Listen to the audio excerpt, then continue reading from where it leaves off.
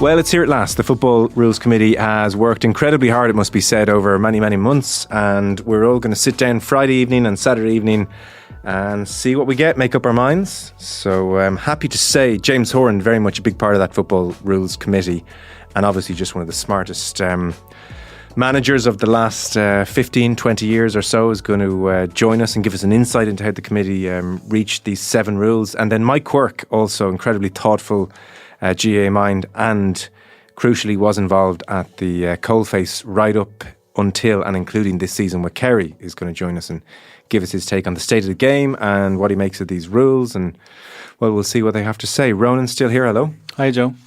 I think of Kerry this year, that Derry game, that semi-final, I think was one of the great disappointments, because it was preordained as going to be a bad game, and then it was a bad game, and you just thought, God, this isn't working. So even curious to see what Mike has to say about that experience. 100%, and him having coming fresh from coaching one of the preeminent talents of all time, if not the, like David Clifford, in that game in particular, like stationed on the halfway line for the majority of it. And, you know, I like even terms, and you hear them often about forward players cheating by not running back with their marker every single time. You know what I mean? Like players like that should be is freed up, letting them off too loosely, but at least the game should try and amplify their skill set rather than neutralise it a little bit. And that's kind of the way the current game has gone. So at least there's no excuse for David Clifford not to be one of those 3, just to complete that example. Well, I would think so. We're not going to dwell here because in James and Mike we have 2 brilliant GA minds. What we will do is just let you know that it's Leinster Connacht at 6 o'clock on Friday, followed by Munster Ulster at 8 o'clock. Both of those games are on TG Cahir. And then in effect we'll have a Railway Cup final between the winners. Saturday evening, 7:30. That game is on RTÉ2. And the curtain raiser between the 2 losers from Friday. The 2 losers. 2 losers, yeah. Don't even bother watching that one. The 2 losing provinces, I should say. That curtain raiser is 5:30. I think that's an RT News. It's certainly not an RT2, but the final, in effect, will be an RT2. And the 2 games on Friday, TG Cahir, 6 o'clock, 8 o'clock Friday, 7:30 the main event on Saturday, curtain raiser 5:30. Tickets are €15, and they will give you entry to all 4 games, which is very generous. I mean, to be fair, that's great. They'll probably get good crowds in, you think? No? Oh yeah, this is like Christmas Eve, I think. In GA, like, people seemingly more excited about these games than 90% of the football championship. And I'm not even exaggerating, I don't think. Maybe you're right, yeah. Pork Joyce is managing Connacht, John Cleary is managing Munster, Desi Dolan, Leinster, and Kieran Donnelly, Ulster, and there are a raft of big-name players involved, which I think points to the extent to which the seriousness of the Football Rules Committee has been embraced by the GAA playing community. They recognise that Jim Gavin and team are the real deal here. The 7 rules, just before we bring in James and Mike, throw-ins, it's a 1v1 situation and the 2 other midfielders wait on the sideline just so we don't get that kind of unsightly tussling. The second rule, kick-outs from the 20-metre line must go beyond the 40-metre arc. There are now restrictions on the goalkeeper. He can get a pass. And I am saying he deliberately, by the way, not to exclude female players, but obviously they're not part of this ladies' football, not passing these rules. He can get a pass inside his own 13-metre rectangle, but within his entire half elsewhere, you can't pass it to the goalkeeper. Once he gets into opposition half, then he can get involved.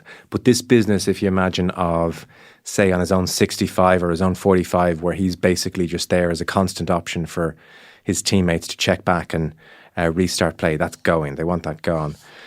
2 points for a shot outside the 40-metre arc. So there's going to be new paints, obviously paint lines drawn on the pitch. 2 points outside the 40-metre arc, and goals are worth 4 points.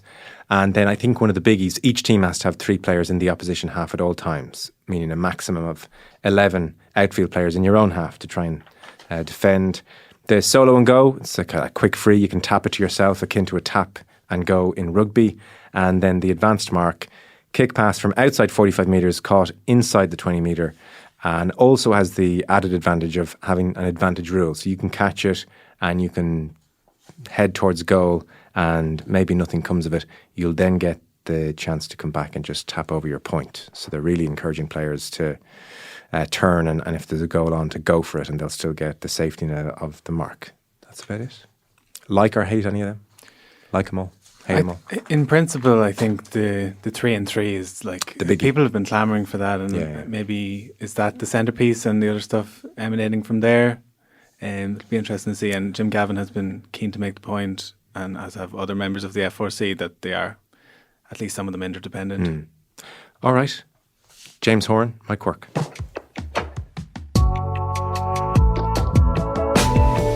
So very happy to say we're joined by James Horan and Mike Quirke, as mentioned. Gents, great to have you on. Good to talk to you both.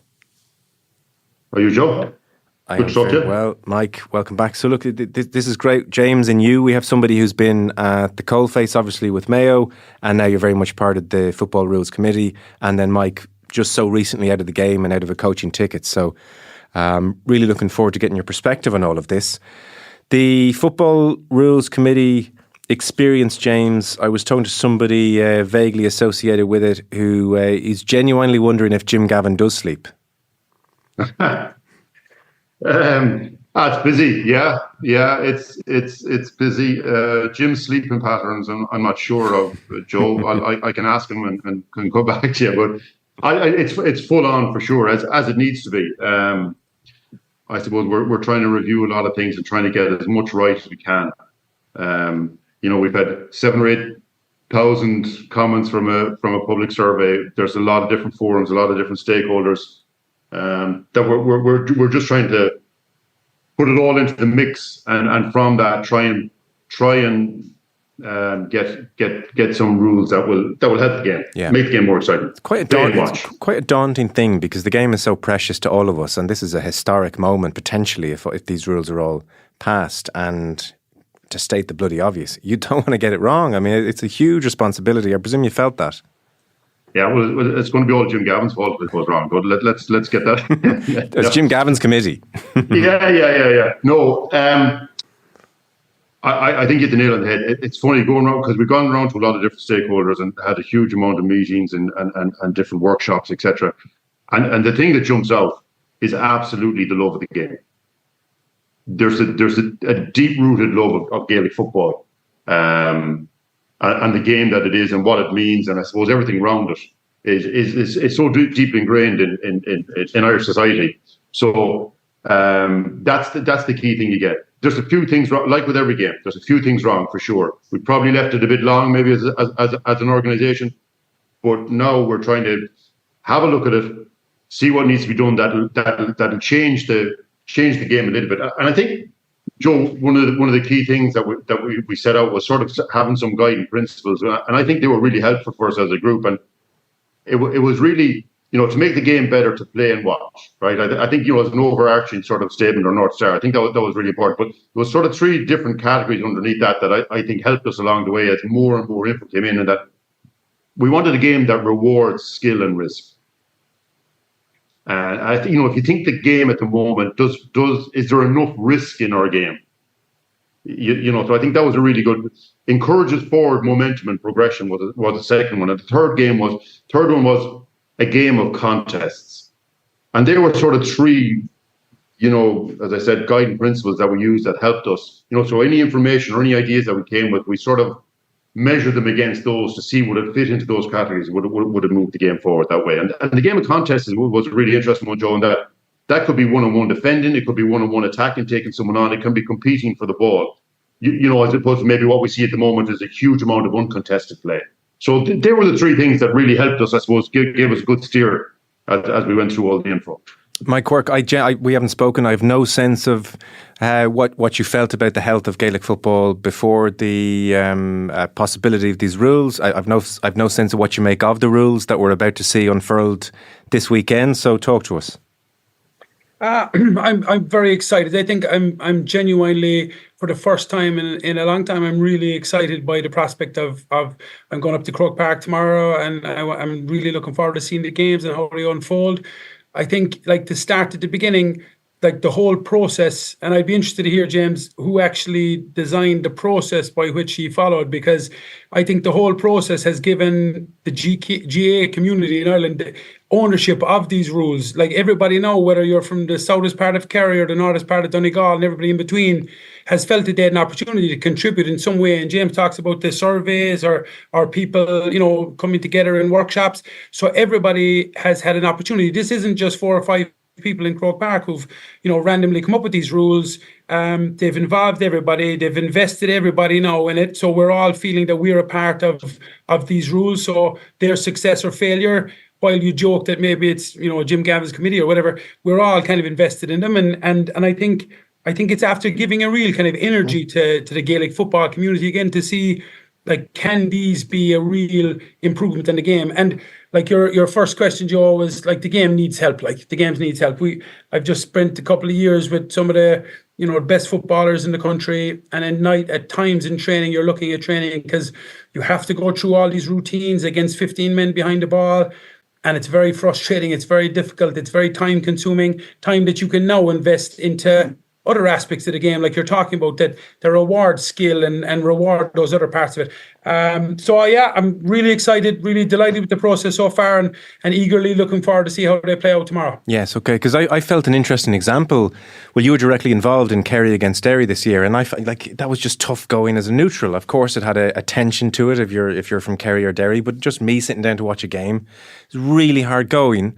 And yet I understood Jack O'Connor talking afterwards about, well, the tactics we had to employ. We had to be very wary and very careful and not leave ourselves open. And so we had to play the game on certain terms. And you're like, okay, it made sense and you won, so it's all fine. But I mean, it's a bit miserable as well. It is a little bit miserable. But and again, I think these hopefully these rules will negate some of that miserable stuff. And look, ultimately, Jack O'Connor or anybody else who's involved in an inter-county team, again, as it's repeatedly said, isn't in the business of entertainment. It's about getting results and progressing in the competition, and that obviously has to be understood as well. But at the same time, we came away from that Derry game, and you're looking at it saying, of course, we got a result, but we knew it wasn't good enough. It wasn't to what we wanted to aspire to be as a footballing team or as a footballing county. But at times, you have to play the situation that's in front of you, as ugly and as depressing as that might be at times.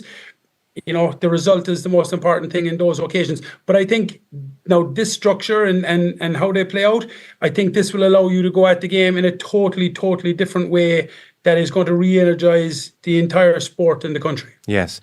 So James, 7 rules. We mentioned them obviously at the top of the podcast, so we don't need to go through them again. I presume, and this is where things can get terribly complicated as you guys are trying to figure all these possibilities out. I presume, James, these 7 rules are interdependent. They are essentially a package, and that were Congress to say, well, we'll take 2 of them and we'll leave the other 5. That's a really bad result here, because not least because you don't actually know how 2 in isolation may affect the game. Yeah, I suppose you'd like those 7 core enhancements. The aim would be that they would go through. A lot of them are interdependent, yes. Okay. Some of them are not. If only the three up, 3 back, say that one only went through, that would still have a significant impact on the game, on how the game is played. So there is, and we throughout the sandbox process, we trial some of the core ones in isolation to see. So the 3v3, we did that for a couple of quarters, to see how that on its own would work and what significant impact it'd have. So we sort of did some testing as much as you could in 1, 2, 3 or 4 of those getting through. But we'd hope that those 7 core ones would get through and the motions behind those. So and what are your other ones as a matter of interest? If to ask a thoroughly stupid question, but if I gave you 3 that you'd really love to see get through and you feel would be most impactful, leaving 3 up, certainly one. What other ones do you think are really important? Yeah, I think the goalkeeper one. Where you can only pass your goalkeeper when you get the ball in the small, in the rectangle, and the goalkeeper's in it, or then when he's outside in the opposition half. I think that makes a significant change. So the cornerback that gets the ball now, he can't just turn around and go back and pass it to the goalkeeper. He's got to drive forward. So it starts a progression right in the full back line and drives up the field. That's a key one. The one for the momentum of the game is the solo and goal. I was at the Connacht trials on Tuesday night. the solo and goal was used on multiple occasions, and the tempo and pace that it added to the game was significant. So that with those ones with the 3 and 3 to me are really, really significant. They're the top end of those 7. Interesting, and make a difference. Mike, a question for you, and James, I want to get your thoughts on this as well. Like, I think what you've done here is phenomenal, by the way, and so I'm devil's advocating more than giving my own opinion. But I suppose a legitimate concern here is these look great on paper, and the Sandbox games and the Railway Cup games that will be on television this weekend, Mike, they'll have a certain quality to them. And by that I mean they will not be as intense as an All-Ireland football semi-final. And one of the reasons we enjoy National League games is because that intensity drops a touch, spoiling tactics go down, and there's just a little bit more freedom. And so, like there'll be borderline, maybe I'm wrong, but I wouldn't be shocked if on Friday there is sort of a kind of a joyous atmosphere, and lads will be saying, do you know what, I'll have a pop at that 2-pointer from outside the 40 here, why not? And geez, you might even have some fella patting his marker on the backside if he gets a really good score. That intensity that leads to spoiling tactics and nerves won't be present. So we may get a false reading here. There's not much we can do about that. I mean, the Rules Committee can't suddenly say ahead of an All-Ireland final, let's just spring these rules on everybody and see what they're like in the white heat of championship. But it is an aspect to this performance that what we're watching on Friday and Saturday, there is a falseness to it versus championship knockout and when you guys have to beat Derry at all costs. Yeah, there is, but that's why the first thing I mentioned was the quality of the actual procedure that this committee has gone through to take every step possibly that you can get to Congress here in a position where everybody's going to see these rules in action, albeit in a less intense, less competitive environment. But we've never had that opportunity before. We've made rule changes before that nobody has been involved in any consultation. We haven't seen them in action, and suddenly there's a vote in Congress and it either passes or it doesn't pass. Now we're getting extensive opportunity to be involved, to look at, fair enough, a lower level, and now have the opportunity to make a decision on, I think these can really help the game. I don't think there's anything we can do about that really, except really look at them and say, how is this kick out going to work? How is the solo and go going to work? How is the forward advantage mark where it's kicked outside and he wins it inside? How are defenders going to actually manage that situation? I think it just gives us a really, really good insight as best they possibly can. And I see that Eamon Fitz and Jim Gavin are actually doing the co-commentary in some of the games. So the lads are everybody's been rolled out here to win the hearts and minds of the public, because ultimately when this gets to Congress, if the popular opinion is these rules are fantastic and they're going to give a real positive push to the game, well then you'd expect that'll help decision makers in Congress. And I think, again, I don't think they can do much more or set it up any better than it has been, No, I don't think you could have done much more, James. And yet you take my point, do you? Oh, 100%, Joe. And we were very conscious of that right the way through the process. So, we started off the Sandbox games with 8v8s, and they're only a proof of concept really as much as anything else, to prove that this rule would actually function okay, or whatever. So the initial Sandbox games were that way, and then we got higher and higher quality as we got more and more players through it. And we ended up having Gavin playing Kildare two weeks ago, which was a cracking game. And obviously the provincial trials have gone on over the last number of weeks. So again, adding to the caliber of player that's been involved and seeing how they are. So they're functionally tested. But, before every one of those Sandbox games, we've sat down with the players and gone through an hour overview of the rules and how they work and the rationale behind them and what we think they can bring to the game. So players are going out with that in mind. So yours and Mike's point is very valid. That's going to be a carnival atmosphere almost in the game. There's a lot of freedom to it. And, we had Daniel Flynn from Kildare playing at number 6 for Kildare against Gavin the last day. And to say that he stole the show in the last 20 minutes, run up and down, so it's all that kind of thing was an experiment. Gavin were experimenting as well. So it was great to see. But I think it's often important to remember that 2025 League and Championship is a trial. That's the true test.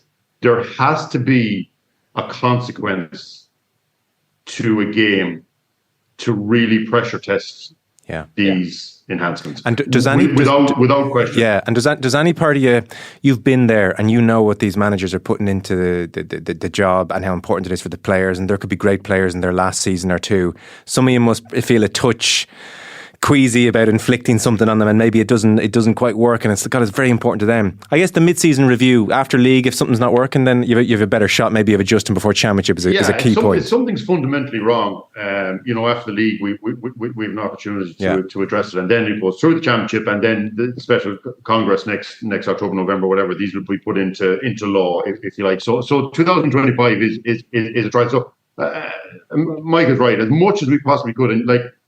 You'd Michael Murphy, Malachy, Colm Collins, you'd Eamon Fitz, you'd Shane Flanagan, you'd brilliant guys on this committee, and every line that was put out, we trashed it to death in every possible bit of experience that we've had. We tested it, we went through every scenario that we've ever come across that would be related to that, and how it would or wouldn't work.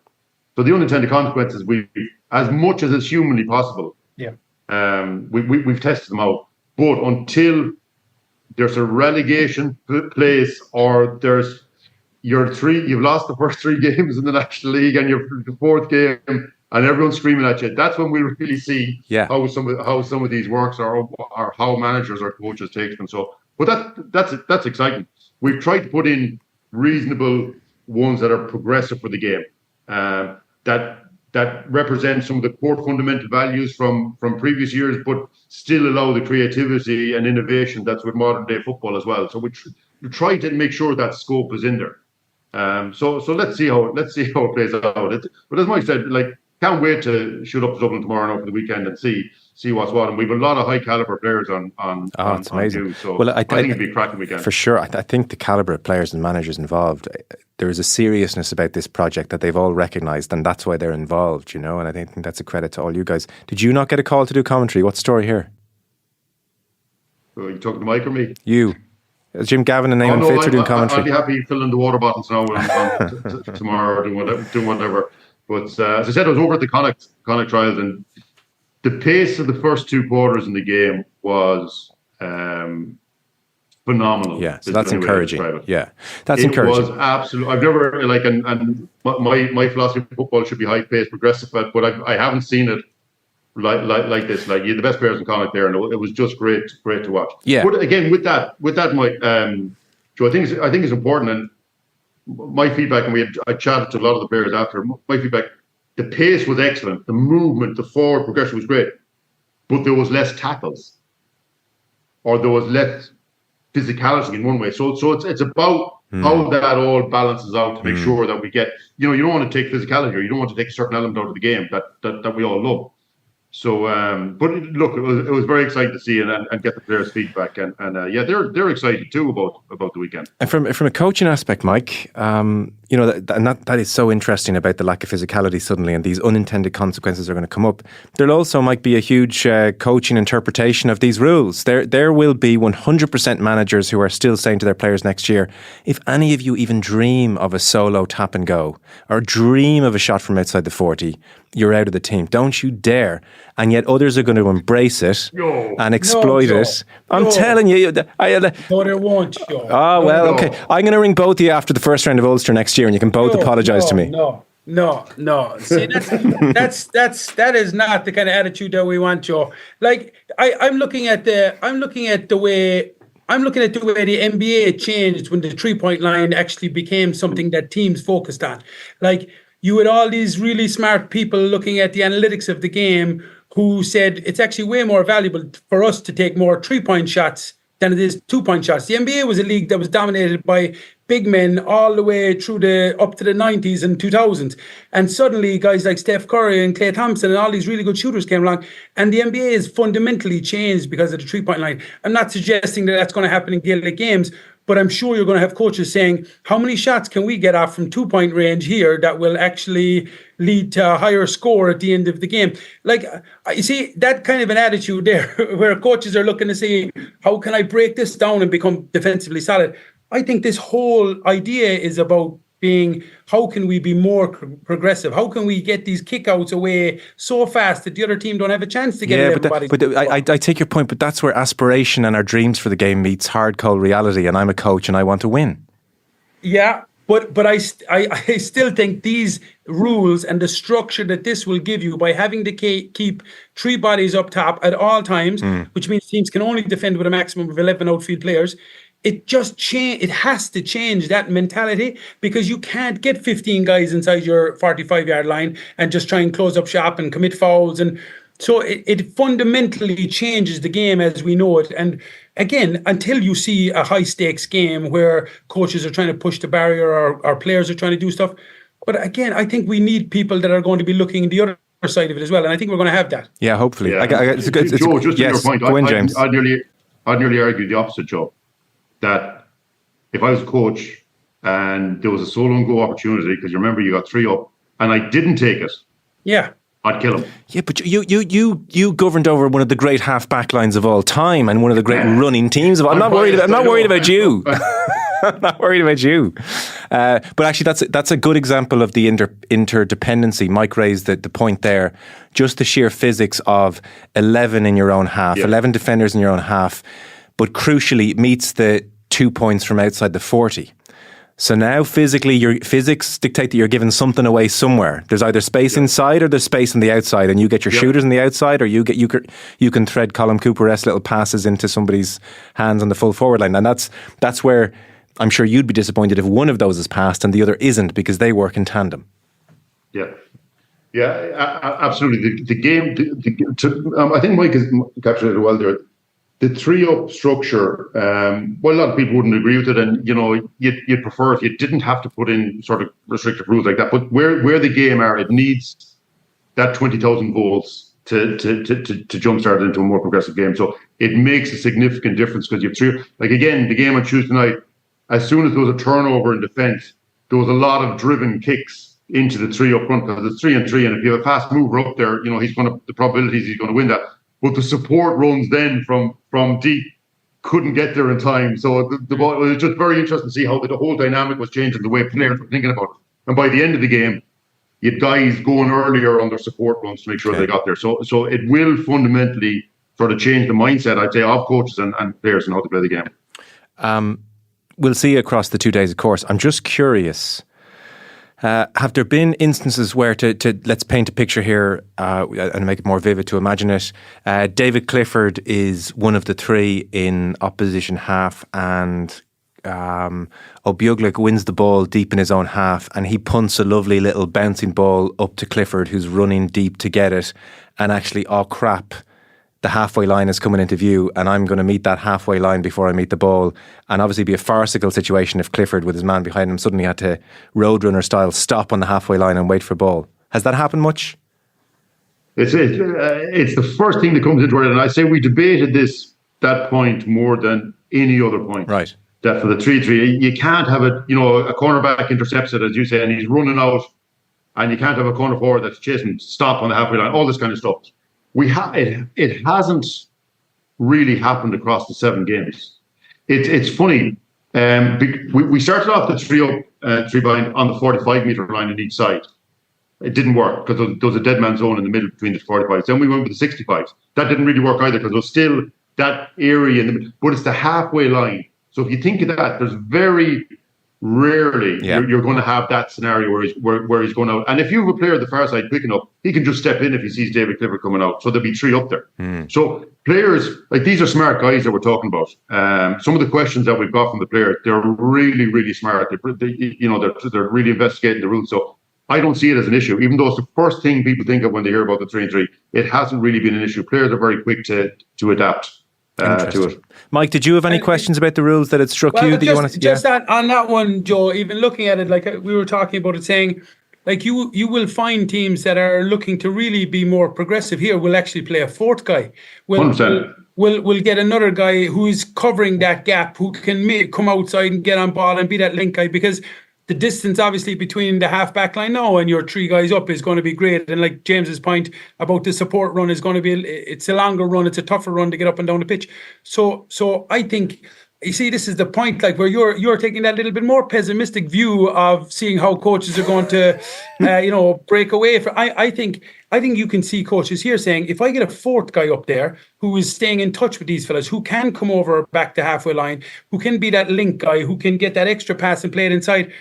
Like I think the options here for teams to be positive and progressive. I think this is the nudge that the game needed, and I'm really like even the kick out one. I love the idea of the kick out one. Nothing drives me more crazy than seeing a goalkeeper come out running to the ball in the 21, and maybe the referee stopping him because there's another ball on the pitch or something. Now he can kick the ball whether there's guys behind him or not, and get it outside that 40. And I just think the pace of the game now, your fitness stuff, your high speed running, like guys like aerobic capacity and anaerobic capacity is going to be really demanding for this new game. I think you're going to see those kind of numbers jump up. I don't know if you did anything with the GPS stuff, James, or had a look. Yeah, we did. It's an interesting one. We'll have to see it throughout the National League, but there will be more kicking in the game.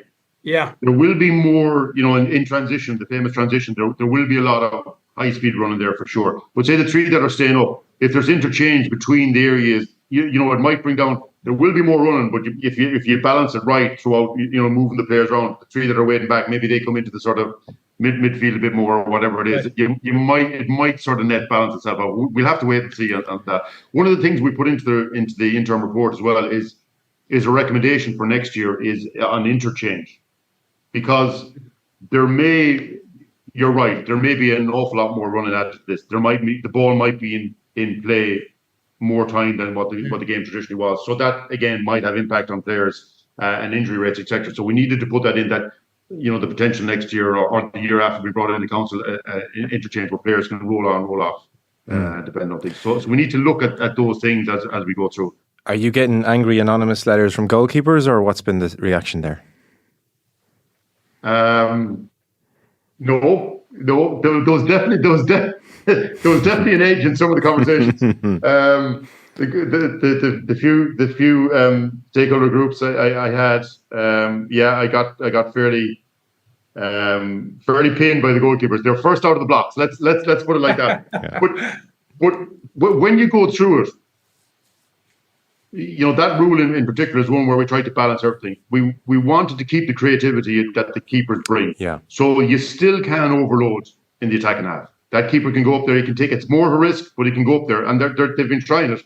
And what we've taken away is that back pass to a keeper where you see him standing up on the 40-meter line, soloing to himself and no one around him. So that option is gone, but we're still keeping the creative side. That's where we try to get the balance to, like, the keeper can solo out, he can get intercepts, he can do whatever, all that kind of stuff is still there. So when you go through that with them and they play the game, they seem happy enough. Okay, you got to be brave enough. If you're going to do it, into the other half and do it. Yeah, absolutely.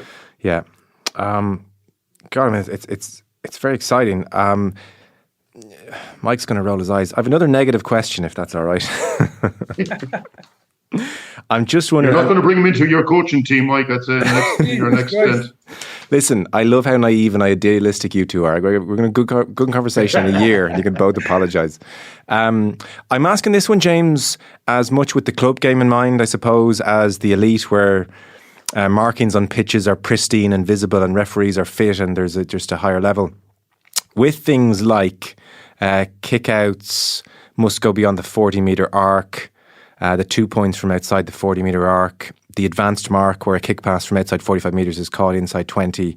I'm a referee there. I'm thinking, thanks, mate.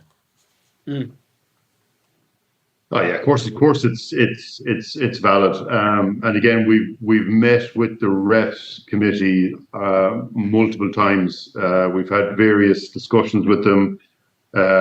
We've had a lot of refs in for we've had intercounty refs in for the sandbox games. And sat down with them, and they've been in a lot of the rollouts that we've done. So we've had a huge. There's obviously an impact, for sure. And again, let's see what the weekend brings and goes through it. And there's still discussions to be had about the club game for next year and that kind of thing, and if the clubs will be ready.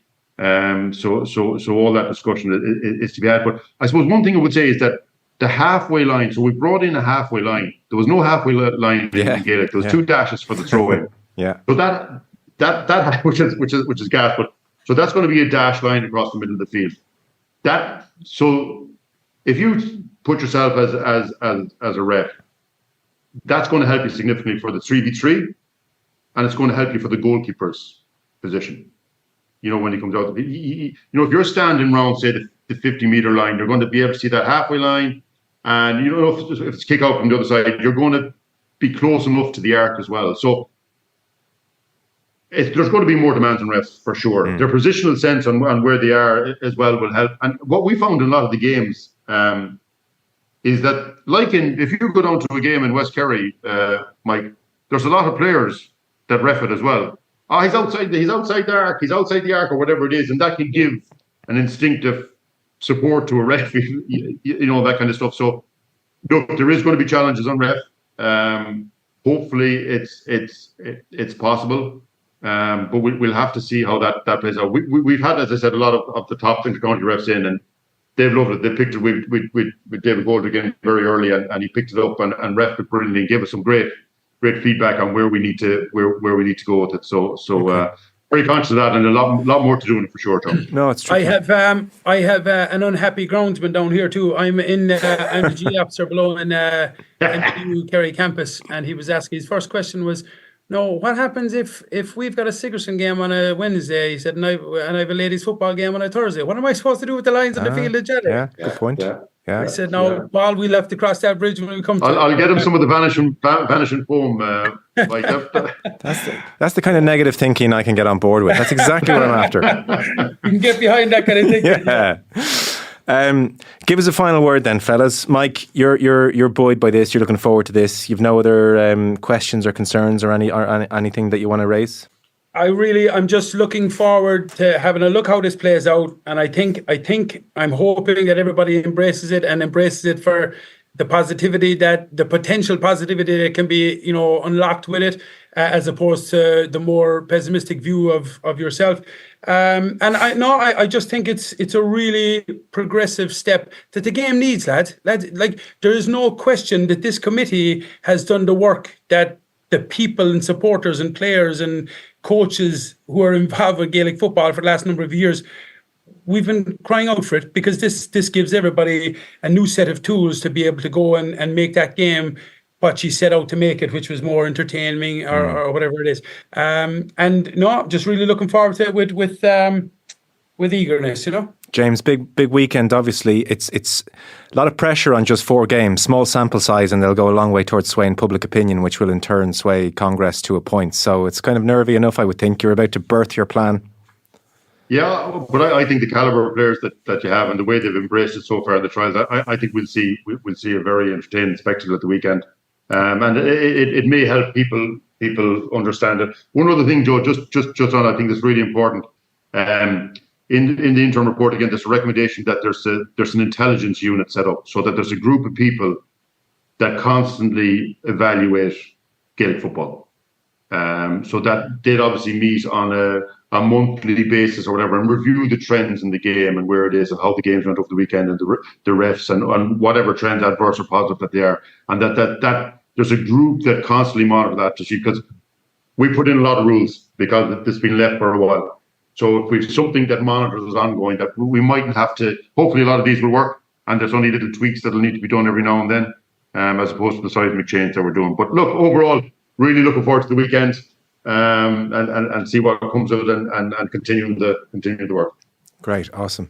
First time I've spoken to you two together, a real alignment of mind and vision here. Would you go in as the Derry setup, or what do you think? That's a fair old spin from Kerry, Mike, is it? A bit far. Good mileage, far. Mike, good mileage. Good mileage.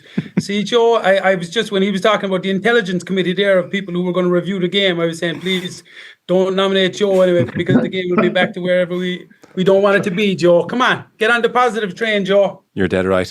On a serious note, James, will you ever manage another county? Oh, God, Not in Connacht, Joe. That's the only thing that we made. I wouldn't manage another Connacht county. Okay. Outside that, I haven't thought of anything. Okay. Interesting. That sounds like a come and get me plea, Mike, to me. I don't know what you interpret that. You're just lobbing grenades. Joe, you're looking too much into stuff, man. Come on. Yeah. No. Listen, I really hope it goes well. I think the rules are great. They jump off the page, and it's obvious how much work you've put into it. So fingers crossed, it all goes well. And then there is the mysterious beast that is Congress, and we'll leave that for another day. James Horan, thank you. Well done on all the work. Mike Quirke, great to talk to you again, Mike. Cheers, fellas. No bother. Take care.